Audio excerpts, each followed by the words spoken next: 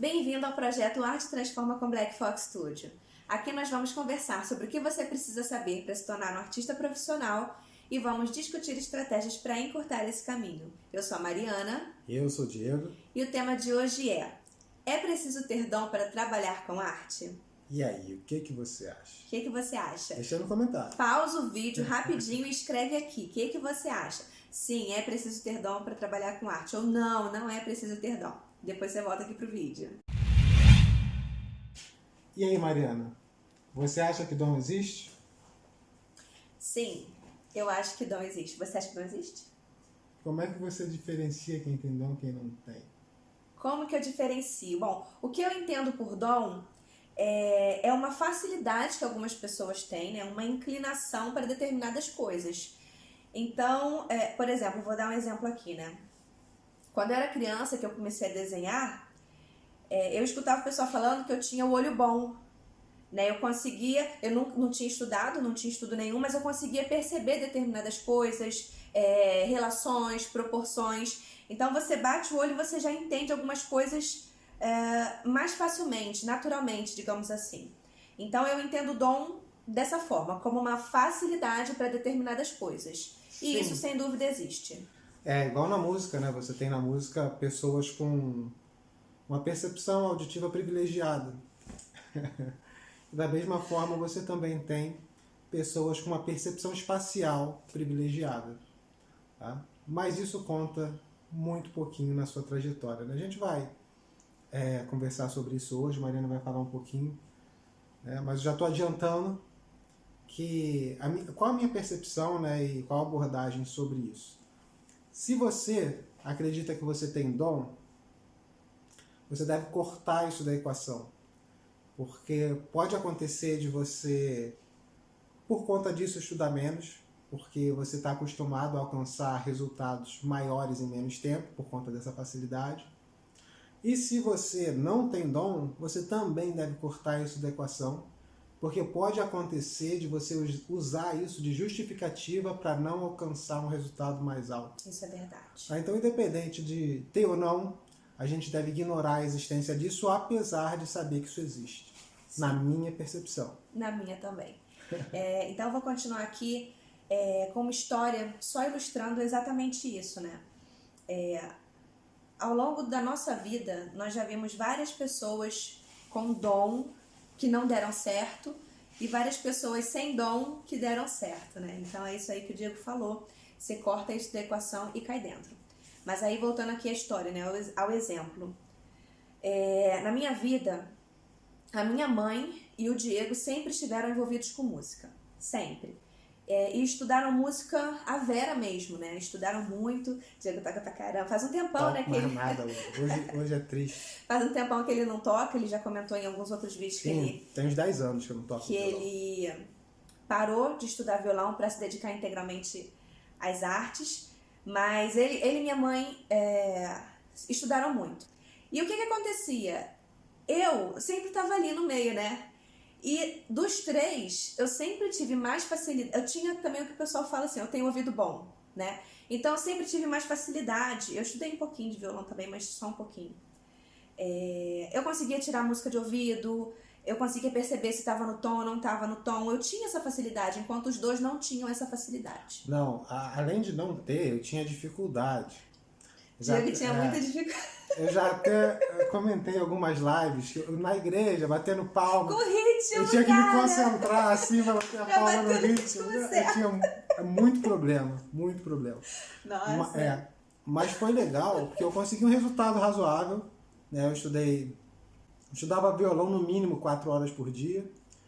E durante o tempo estudei violão clássico também. E já estava executando umas peças legais lá, Vila Lobo, Bar. E isso me mostrou o processo para fazer funcionar em tudo, entendeu? No desenho, mesma coisa eu treinei Muay Thai durante bastante tempo, mesma coisa, é o mesmo processo de repetição, de calma, de faz a escala certo primeiro, depois você tenta fazer rápido, faz a escala limpa primeiro, a mesma coisa que os movimentos de arte marcial. faz certo, no ritmo, depois você coloca a velocidade, depois você coloca a força. Mesma coisa com dança, a gente a gente dançou também. A gente chegou a fazer aula de dança de salão um tempo. E aí Foi o ritmo, exatamente a mesma coisa. Né? É esse processo de aprender a executar alguma coisa de forma competente, é basicamente o mesmo, né? Você tem que ter aquela paciência no início, você tem que saber de cara que você vai errar, né? E esse é o momento onde a galera empaca, né? Onde o pessoal não consegue superar esse momento do erro, que ninguém gosta, né? E eu tenho mais para falar disso. Não só do erro, mas da execução ruim, né? Principalmente com música, com dança, que é um negócio que você está exposto ali, né? Com desenho, não. Eu lembro quando eu comecei a tocar guitarra, né? Eu tocava numa banda com os amigos, aí às vezes você estava inseguro, o que você fazia? Baixava o volume e tocava baixinho assim, e é justamente o oposto, né? Tem que ter a segurança, se não está pronto, não vai para apresentação, né? Mais uma vez que foi, tem que tocar com segurança. Toca errado, mas toca com segurança. Vai na nota errada, dá uma pausa lá.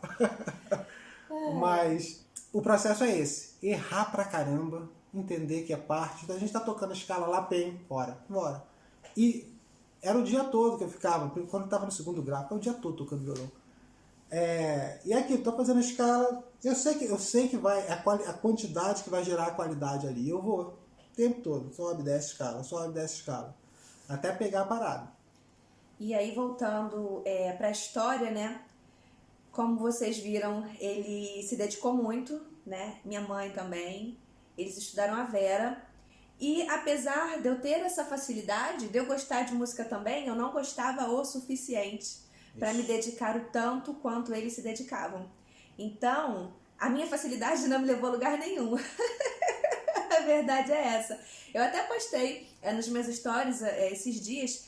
Me deu saudade, eu peguei o violão, fiquei brincando aqui com meu filho, toquei um blém, blém, blém, blém, blém, mas assim, entendeu? Lembro uma coisa ou outra, mas assim, a minha facilidade não me levou a lugar nenhum. Por quê? Porque eu não tive a dedicação suficiente para aquilo. Em artes é a mesma coisa. Enquanto que a minha dificuldade não foi limite. Não foi limite. Ele superou a dificuldade, que não era pouca. Não é exagero, não. Não é exagero. Eu tô dizendo aqui que é verdade mesmo. Nossa. Eu lembro de eu na igreja, olhando a galera do lado assim, pra pegar o tempo da palma. Não, bate palma aí no tempo, que eu vou fazer o Diego rapidinho. Bate aí. Aí, Diego. Eu lembro quando eu fiz o teste, eu já tava brincando com violão na época, né? Mas quando eu fiz o teste pra entrar lá na escola de música, o cara falou, ó, bate palma num ritmo, beleza. Agora um outro ritmo com o pé. Aí, agora um outro ritmo com o outro pé, aí já foi dando. mas foi certinho. Mas tudo isso para falar que a facilidade para determinadas coisas existem, mas elas não querem dizer muita coisa. Então, mesmo que você tenha dificuldade, se você gosta o suficiente, você consegue, tá? Exato. Isso para todas as áreas. Então, a gente praticamente já respondeu isso, mas eu vou passar aqui a pergunta que a gente recebe direto também. É preciso ter dom para trabalhar com arte? Olha, eu não sei desenhar. E aí, dá para eu estudar? Dá para eu pensar e entrar nessa área de alguma forma? Definitivamente sim. Com todo esse exemplo aí que a gente já deu, né? Mas você precisa saber o que estudar, como estudar, para não ficar patinando ali sem sair do lugar. Então, você lembra de alguma história pessoal, ou de algum aluno, de alguém que você conheça, relacionada a dom, onde isso ajudou ou atrapalhou? Sim, a minha história. A minha história, porque assim, quando eu comecei a desenhar, eu achava que para você desenhar, você tinha que estar inspirado, né?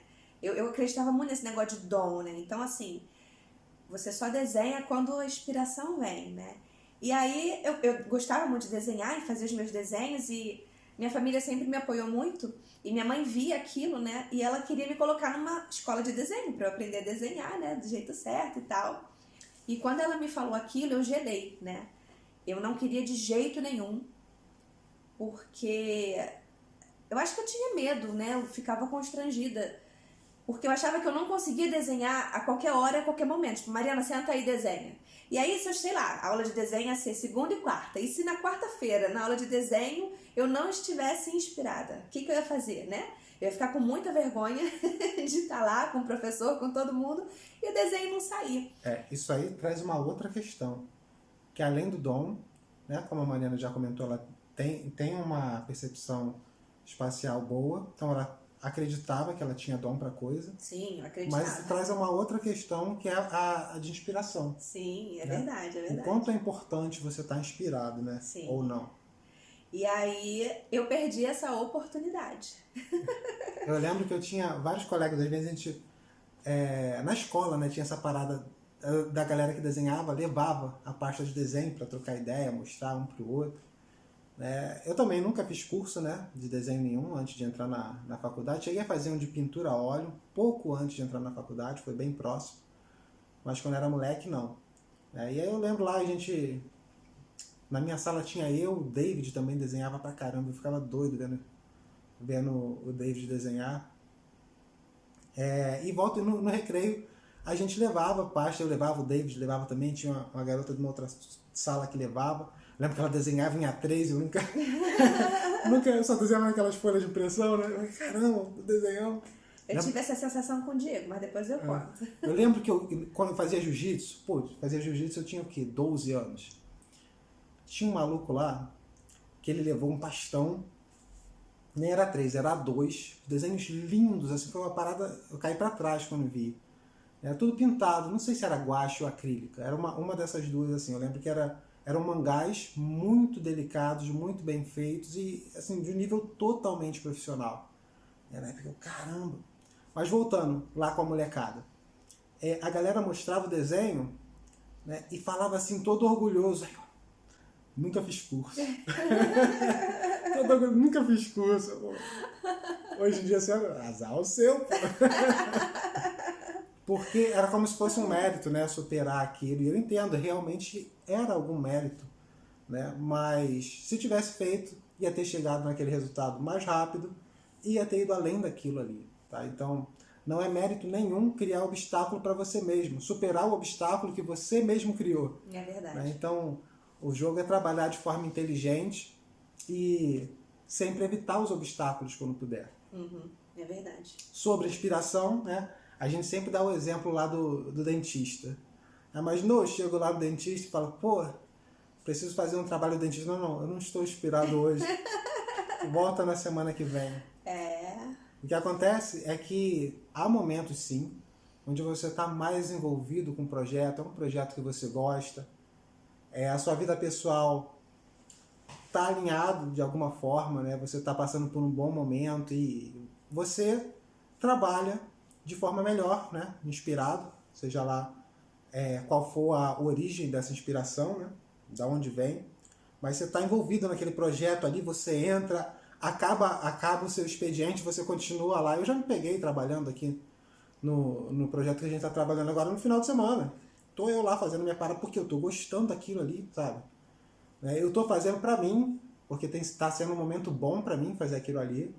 E vai ser ótimo, porque eu vou entregar para a empresa uma parada bem acima do que eles estavam esperando. Isso é beleza.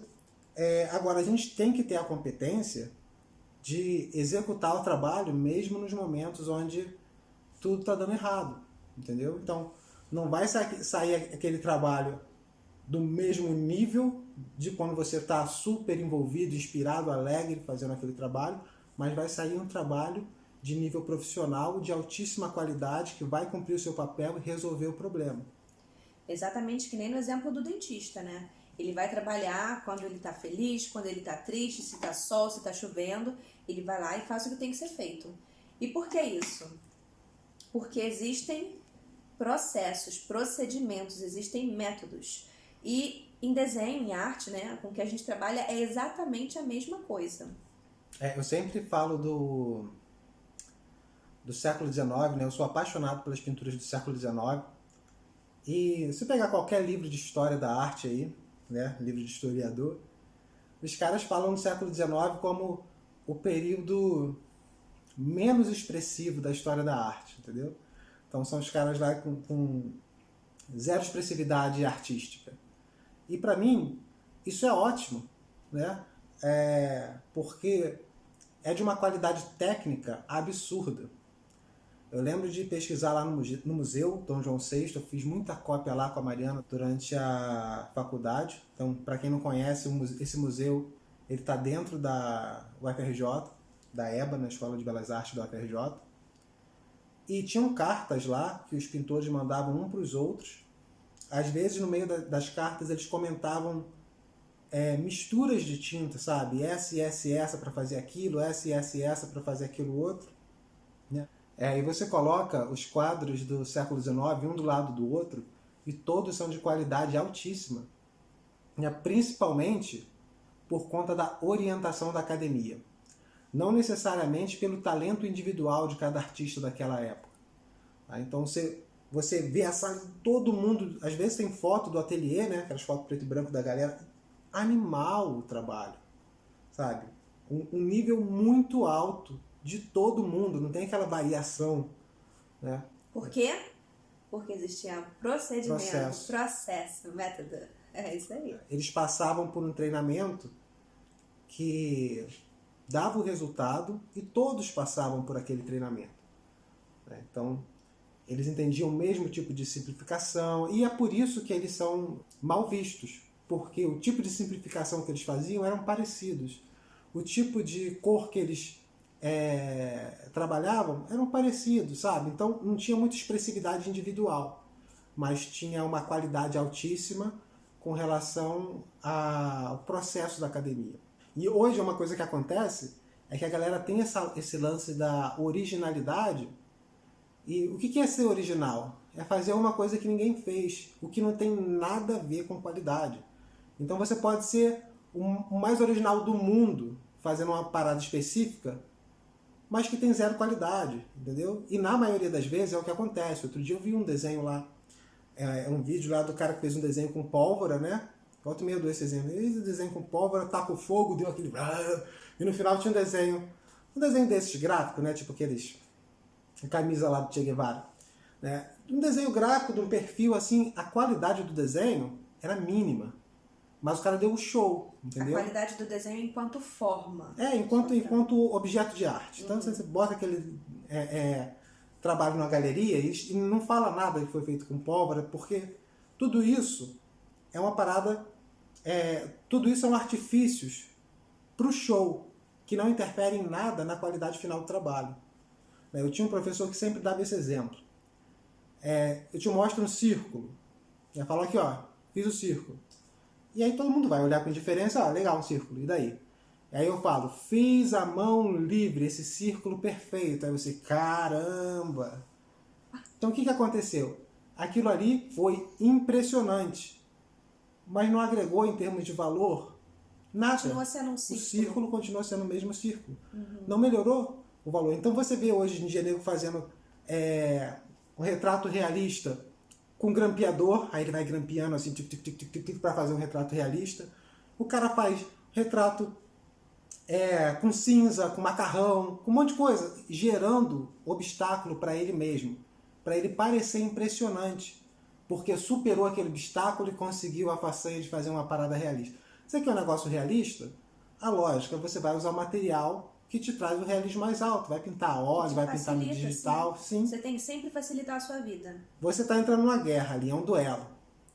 Você vai escolher a pior arma. Por quê?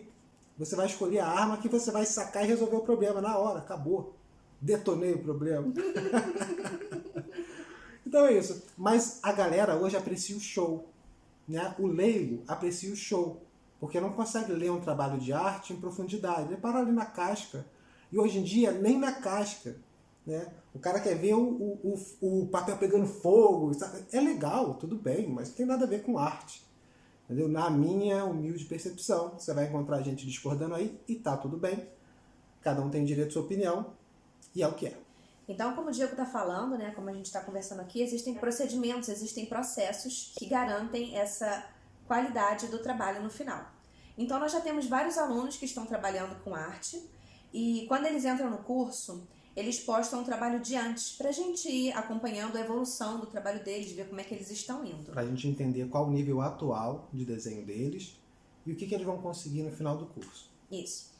E o que acontece? Eu sempre separo antes e depois, para postar no nosso site, para postar no Instagram.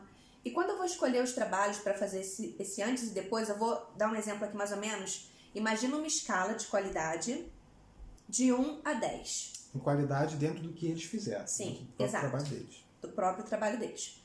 Então, quando eu vou escolher esses trabalhos para colocar no site, para divulgar no Instagram, normalmente eu pego um 5 e um 10. Ou um 6 e um 10, um 5 e um 9. Eu sempre pego por aqui. Eu nunca pego o 1 e o 10. Mas, Mariana, mas por que você não pega o 1 e o 10? É porque é o seguinte, e eu preciso tomar o cuidado para que esse antes e depois seja crível. Porque, assim, nas primeiras turmas do curso, a gente pegou esse mais ou menos 1 e 10 e nós recebemos vários comentários de gente falando que aquilo era mentira, né? O pessoal não acreditando e tal. Não, é igual quando a gente vê também desses negócios de emagrecimento da pessoa antes e depois. Não, isso é mentira. Isso aí. E aí, agora então eu tenho esse cuidado de pegar um 5 e o 10. E mesmo assim, eu ainda recebo comentários falando que é mentira. E aí eu falo, não é mentira não, eu vou lá, me apresento, falo quem eu sou, com o que eu trabalho e convido a pessoa para assistir uma live da gente, né, para conhecer o nosso trabalho, né? Falo que a gente tem curso e tal e que a evolução é real. Então eu vou colocar aqui, passando para vocês darem uma olhada, um exemplo desse 1 e 10, mais ou menos, aqui então você pode dar uma olhada no trabalho da Juliana, aqui tem um trabalho que ela fez e aqui foi uma cópia que ela fez do Jamie Jones. Então, é uma evolução bem grande, é uma diferença bem grande de um trabalho para o outro. Então, esse aí foi um trabalho que ela fez na época que a gente dava aula lá no curso presencial. Lá no Rio de Janeiro. Lá no Rio de Janeiro. Esse outro trabalho aqui também é um exemplo desse tipo, que é do Rafael Abreu, onde tem uma diferença bem grande desse trabalho aqui que ele colocou pro trabalho que ele fez com o nosso tutorial do gladiador, né? Então, a gente colocava também esse antes e depois e a diferença fica muito grande, o pessoal acaba não acreditando. Então, aqui agora eu vou mostrar o trabalho do Guilherme, né? Primeiro eu vou colocar aqui o que seria o 1 e o 10, para vocês darem uma olhada. E agora eu vou colocar o que seria um 4 e um 10, que é o que a gente divulga como antes e depois.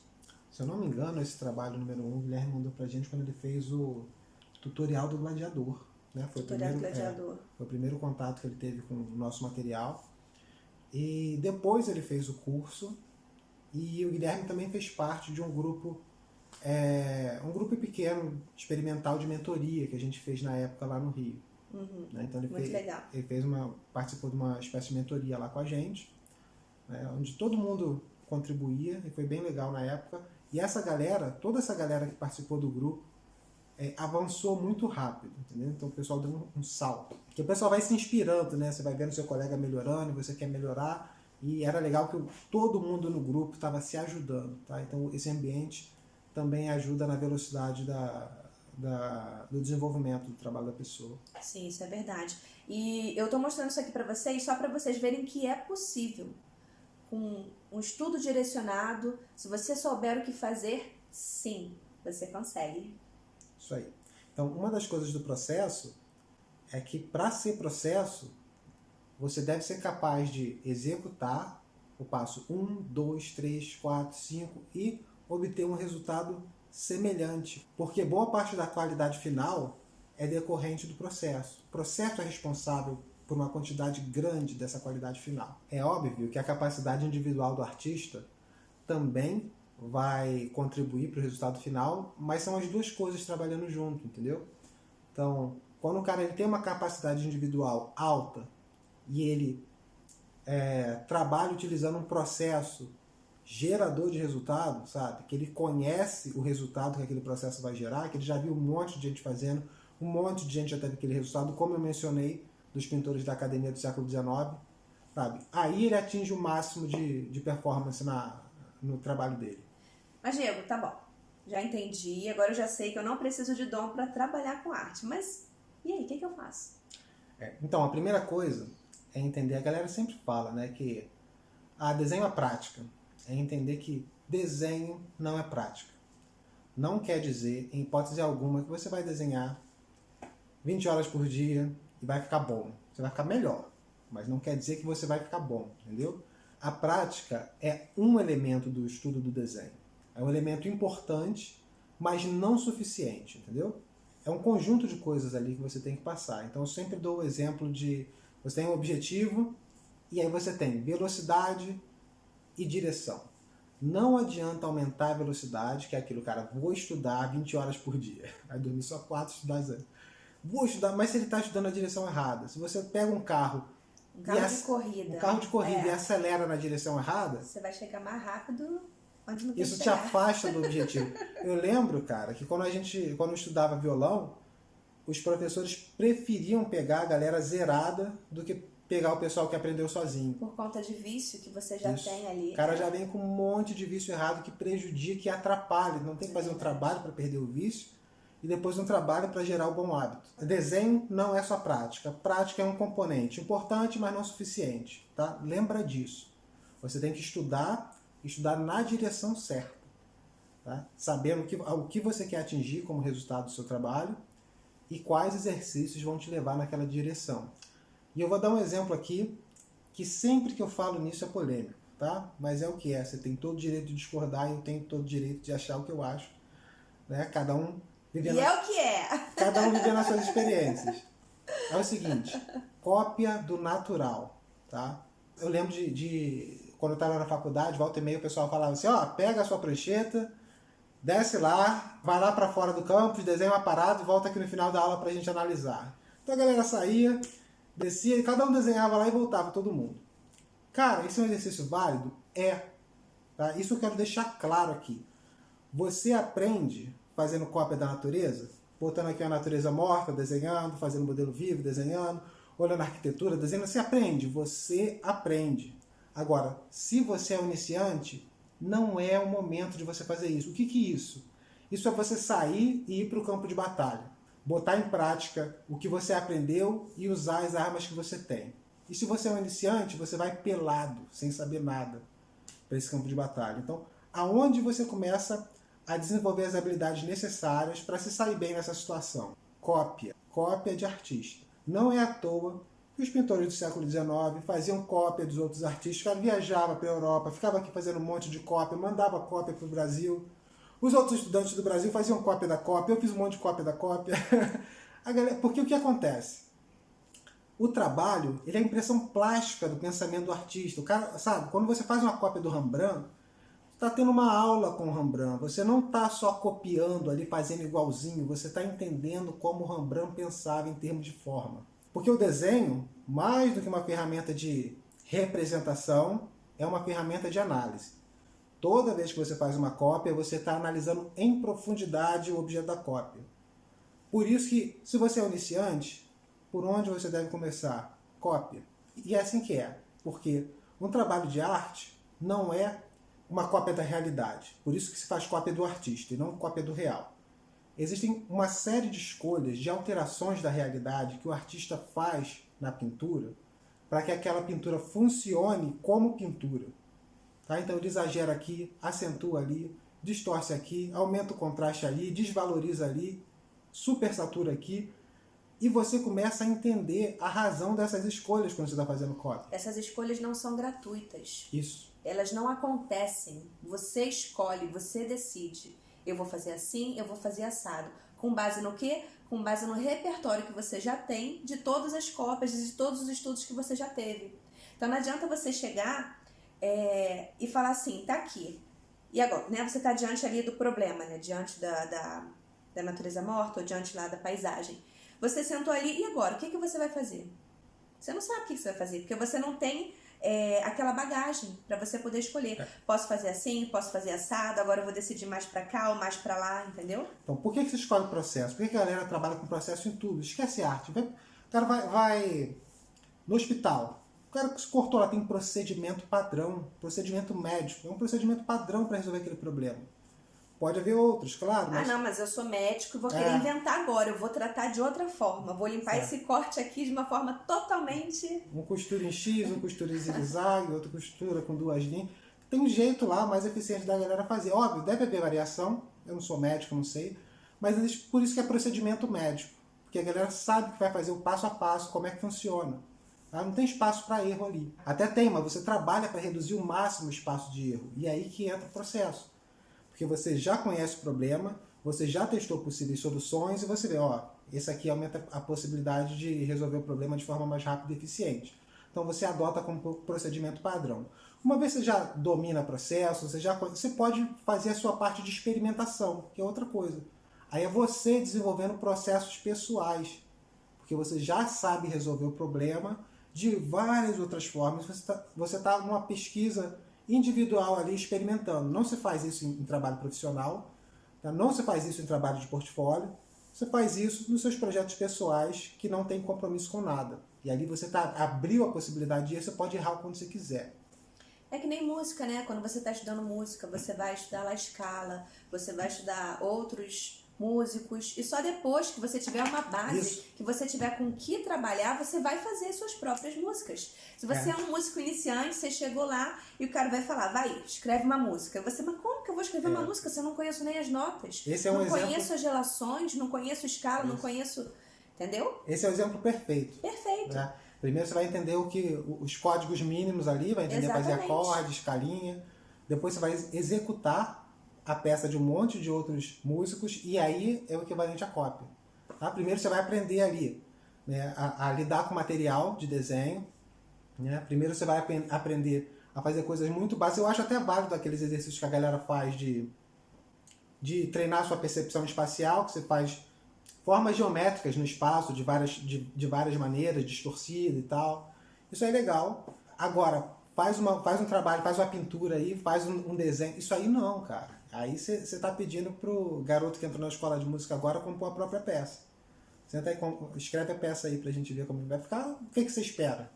Né? Você está exigindo dele o que você não entregou para ele, sabe? Ninguém vai conseguir, a pessoa que está começando, ela não vai conseguir escrever uma ótima música, não tem como. E aí, toda vez que eu falo isso, sempre vem alguém comentando, então você quer dizer que modelo vivo não funciona, que estudo de observação não funciona?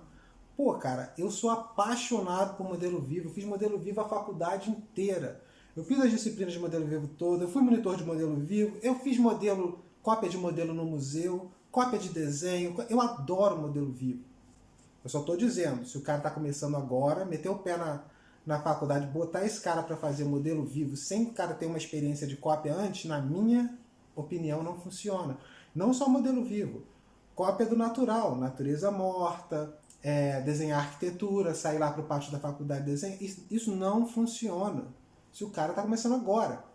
Como eu falei, está indo para o campo de batalha, tem que ir armado, não dá para ir pelado. Vai virar meme. Entendeu? É isso, tá? Então, deixando claro aqui, você aprende fazendo essas coisas? Muito, aprende demais. Quando está no momento certo de fazer. Então, aí cada um tem que identificar em qual momento de estudo você está e se você tem condição ou não. Como eu falei no outro vídeo, não sei se foi numa live no vídeo passado, a gente tem que cortar a liberdade do aluno até que ele tenha condição, maturidade para fazer bom uso dessa liberdade. Então, conforme você vai desenvolvendo isso, conforme você vai desenvolvendo maturidade, eu vou aumentando a liberdade do aluno. Então, começou a pintar, como a gente fazia quando a gente dava aula de pintura tradicional. Pinta aí. Você abre o Photoshop hoje, o cara abre um zilhão de cores. O cara fica doido. Aí no final do trabalho, as cores ficam péssimas. Por quê? Excesso de liberdade. Sem maturidade para fazer as escolhas. Então, o cara vai trabalhar com duas cores. Terra de cena queimado e ocre. Acabou. Preto e branco. Que são ali valores, né? Não cores. Na minha concepção. Sempre falo que você tem o balão cromático, você tem o círculo e o eixo aqui de preto e branco. Então, e aí ele vai desdobrar. São poucas cores, e isso vai exigir dele um esforço extra para desdobrar bem essas cores. Para terra de cena queimado, que é um vermelho terroso, e o ocre, que é um amarelo terroso. Vai misturar com preto e branco, ele vai conseguir tirar verde, roxo, azul, tudo por relação de contexto. Então você joga um contexto laranja e uma nota acinzentada. Essa nota, por contexto, contraste de contexto, contraste simultâneo, ela vai azular. Tá? Então a galera começa a desenvolver uma consciência de cor muito forte. E aí sim, você vai abrindo a paleta devagarinho, devagarinho, devagarinho, até ter condição de, olha, agora você escolhe a cor que você quiser, você já tem maturidade para isso, você já sabe o que fazer, já sabe como usar essa liberdade. Então escolhe o seu caminho. Não só em relação à cor, né, mas a valor também. Eu estava dando Sim. feedback hoje no trabalho de um aluno nosso, e o trabalho dele é muito legal, e a organização dos planos em relação às cinzas ficou show de bola, ficou muito bonito. Tava tudo bem organizado de maneira geral. E qual foi o meu feedback? Ele separou as famílias de cinza e agora ele pode desdobrar mais as cinzas dentro de cada família. Entendeu? Que isso fica muito legal e enriquece. Então você começa pelo básico, né? Define lá as famílias de cinza e depois você trabalha ali dentro daquela escala apertada, variando os cinzas ali dentro. Mas então, e aí? Como a Mariana perguntou, qual é o primeiro passo? Eu já entendi que eu não tenho dom, ou que eu tenho dom, não importa, mas que dom não é necessário. Né? Mas vamos lá, eu não tenho dom, como eu faço para começar a estudar? Né? E aí tudo isso foi a gente falando da importância do processo, né? De seguir um processo, blá blá blá. Agora, passo número 1. Entender aonde você quer levar a sua arte, o que você quer fazer com ela. Entender que tipo de estética você gosta. E parece óbvio, mas não é óbvio não. Eu lembro que eu gostava de vários artistas diferentes na época e eu tive que sentar e fazer uma pesquisa do porquê que eu gostava desses artistas e o que esses artistas tinham em comum, que era um elemento em comum ali que amarrava, né, esses caras. Então, a primeira coisa, na minha opinião, é fazer uma lista de artistas que você gosta. E entender o que você gosta neles. Não é só fazer a lista gratuitamente. E quando eu falo lista de artistas, grandes mestres, tá? Vai lá no passado, vê qual período histórico. Como eu falei, eu amo o século XIX, amo o barroco, são dois períodos que eu tenho muita afinidade. Vê qual período você gosta. Eu tinha um colega na faculdade que é apaixonado pelo Renascimento, abordagem diferente lá, entendeu? Então, faz uma lista, não necessariamente por momento histórico, porque pode ser, como eu falei, eu gosto do século XIX e eu também gosto do barroco. Né? Mas de pintores que você admira, que você olhe e que algum aspecto no trabalho daquele pintor você gostaria de trazer para o seu trabalho. Então eu gostaria, por exemplo, de ter a linha do Rafael, claro escuro do Caravaggio, a cor do Bouguereau. Faz uma lista dos pintores que você tem afinidade. Grandes mestres, tá? É um trabalho mais gráfico, um trabalho mais espacial. E começa a fazer cópia desses caras. Cópias que podem ser isolados. Tá? De elementos isolados, não é uma cópia inteira, vai copiar. Foca no que você quer aprender. Olha, eu estou estudando cor. Então, pega o trabalho do cara, não perde tempo com desenho de linha.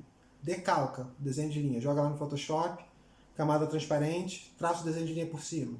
Tira e agora eu vou estudar cor. Uma coisa importante é se atentar justamente no objetivo do estudo. Então, nesse exemplo aí do estudo de cor, você não precisa fazer detalhes, entendeu? Você vai trabalhar com as massas de cor.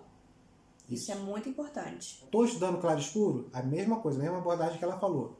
Manchinhas abstratas, tá? Para você entender a dinâmica de claro escuro que está acontecendo naquele quadro ali. Não quero saber de olho, nariz, boca. Eu quero saber a relação de claro escuro do quadro geral. Ah, eu quero estudar, fazer detalhe, faz detalhe de cabeça, sabe? Então, o estudo ele tem que ser direcionado. Ele tem que te trazer um resultado específico, tá? Por isso que eu falei que não é só prática, depende o que você está desenhando, vai te trazer mais ou menos resultado. E é óbvio, existem formas de otimizar isso e existem formas que vão te afastar do resultado que você quer, entendeu? Deixa eu só explicar aqui uma coisa. Então, vamos supor que você está fazendo um estudo de claro escuro de determinado pintor. E você vai fazer vários estudinhos de manchinhas. E o que você vai começar a perceber? Que coisas ali se repetem, que ele trata determinada forma de um jeito, que ele trata determinada forma de outro jeito. E é isso que você está estudando. E aí quando você estiver fazendo o seu, você vai falar, aquele pintor fez assim. O outro pintor, que você já fez vários estudos do outro pintor também, o outro pintor fez assado. E você vai começar a ter escolhas, né? Você vai ter um repertório para você poder escolher o que você vai usar no seu. Mesma coisa, agora eu vou estudar a cor do fulano de tal. E aí você vai fazer vários estudinhos de cor. E aí você vai começar a reparar padrões e como ele trata a cor de determinada forma aqui, de determinada forma ali. Então não são estudos gratuitos, são estudos focados, né? Estudo de cor, estudo de valor, estudo de linha, mas prestando atenção para você perceber o que está acontecendo ali. E aí, dependendo do que você planeja, tem em mente aí para sua carreira, o que você quer fazer, depois de ter uma experiência legal fazendo cópia dos mestres, Aí sim, eu acho válido você separar uma lista de artistas digitais que você olha para o trabalho do cara e fala, poxa, eu gostaria de pintar mais ou menos assim, nesse aspecto. Né? Mais ou menos assim no outro pintor, nesse aspecto. Aí faz uma lista de artistas e faz alguns projetos com a mesma abordagem. Não precisa ser necessariamente cópia, tá? Mas você entra no projeto e, poxa, como fulano ia resolver isso aqui? Tá, deixa eu ver como é que ele resolveu no dele. Ah, tá, ele fez assim, essa área é mais diluída, essa área é mais recortada, ele está trabalhando aqui com pinceladas uma por cima da outra, uma vibração de quente frio muito legal. E você começa a olhar e aí você vai pescando as coisas, entendeu? É claro, quando você tem alguém para te guiar nesse caminho, melhor. Quando você tem um vídeo do cara fazendo, então tem um monte de tutorial aí para estudar. Vai em cima dos Gumroad, do tutorial dessa galera que você admira, para ver se os caras explicam com alguma consciência de processo. E mesmo se ele estiver explicando sem essa consciência, aí é aquilo, você se vira e você pesca as paradas, entendeu? Você tem que aprender a aprender também. Isso porque é importante. Tem muito artista que o cara é bom em fazer, mas não tem muita consciência do que está fazendo. Vai no feeling e a parada fica animal no final. Tem muita gente que vai no feeling. Ah, mas por que você fez assim? Ah, eu senti. Tá? Aí não existe processo por trás do trabalho daquele cara. Né? Processo que ele tenha consciência, mas aí você tem que olhar e ir pescando as coisas. Então, para encerrar, resumindo, e aí é importante ter dom para trabalhar com arte? Não, não é importante, não é preciso. Você pode trabalhar com arte sem ter dom, mas você precisa ter dedicação. Você precisa conhecer o caminho certo, saber os métodos, os processos. Isso. E mais importante do que ter ou não dom é gostar. Porque gostando, você vai passar pelo que tem que passar com alegria, entendeu? E você sempre vai dar o seu melhor quando você está nesse momento de alegria, quando você está fazendo trabalho e você está gostando, né? Então o trabalho às vezes entra naquele modo terapêutico, entendeu? Você está lá e você relaxa fazendo o trabalho. É esse o ponto que você quer chegar. Então os melhores artistas são esses que conseguem entrar nesse estado de flow com facilidade e permanecer lá por um longo período de tempo. Mas isso não significa que foi sempre assim. Isso. Entendeu? Isso. Tem trabalho duro, tem uma parada dedicação. construída, entendeu? É verdade. Você chega lá, você vai chegando. Então é isso aí, galera. Foi um prazer mais esse episódio. Deixa aí no comentário se você ficou com alguma dúvida, se tem alguma pergunta com relação a esse tema que você gostaria que a gente trouxesse no próximo vídeo. E é isso. Um abraço e tchau, Falou tchau. E até a próxima. Valeu. Estraguei a sua introdução. A importância foi importante para mim. Peraí, que agora fui eu. Eu vou mandar a Bruno.